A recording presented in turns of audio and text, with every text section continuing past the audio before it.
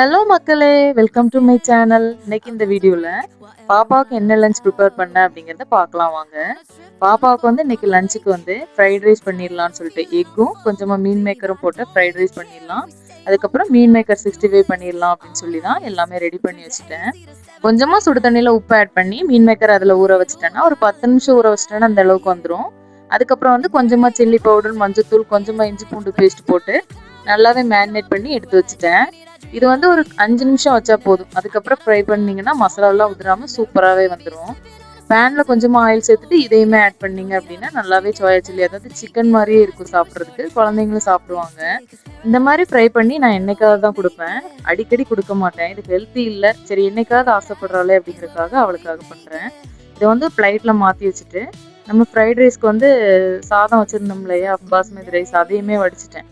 அதுக்கப்புறம் பேனில் கொஞ்சமாக ஆயில் விட்டுட்டு நம்ம எக் இருக்கு இல்லையா, நான் நாட்டுக்கோழி முட்டை தான் ஆட் பண்ணியிருக்கேன். நீங்கள் உங்ககிட்ட இருக்க எக்கு வந்து நீங்கள் ஆட் பண்ணிக்கோங்க.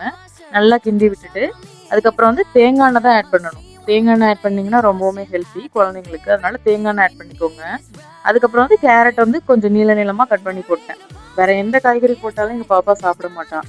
சிம்பிளாக செய்யணும், குழந்தைங்க சீக்கிரமாக சாப்பிடணும்னா இந்த மாதிரி ட்ரை பண்ணுங்க. அதுக்கப்புறம் நம்ம ஃப்ரை பண்ணி வச்சிருக்க வந்து அந்த மீன் மேக்கரை வந்து இதில் கொஞ்சம் பிச்சு போட்டுட்டேன். அதுக்கப்புறம் வடிச்சு வச்சிருக்க சாதத்தையும் இது கூட ஆட் பண்ணி நல்லாவே கலந்து விட்டுக்கோங்க. தேவையான அளவு பெப்பர் தூள், கொஞ்சமா ஜீரகத்தூள் ஆட் பண்ணி நல்லா கலந்து விடுங்க. இந்த மாதிரி நீங்க செஞ்சு கொடுக்கும்போது குழந்தைங்க நல்லாவே விரும்பி சாப்பிட்டுட்டு வருவாங்க. லஞ்ச் பாக்ஸும் காலியாக தான் வரும். நம்ம குழந்தைங்க சாப்பிட்டா நமக்கு ரொம்பவுமே சந்தோஷம் இல்லையா, அதனால இந்த ரெசிபி கண்டிப்பா உங்களுக்கு பிடிச்சிருந்தா ட்ரை பண்ணி பாருங்க. அதுக்கப்புறம் ஸ்நாக்ஸ், லஞ்ச் எல்லாம் பேக் பண்ணி பாப்பாவை ஸ்கூலுக்கு அனுப்பி விட்டுட்டேன். இந்த வீடியோ உங்களுக்கு பிடிச்சிருந்துச்சுன்னா மறக்காம சப்ஸ்கிரைப் பண்ணிக்கோங்க, பெல் ஐக்கனை கிளிக் பண்ணுங்க. தேங்க்ஸ் ஃபார் வாட்சிங்.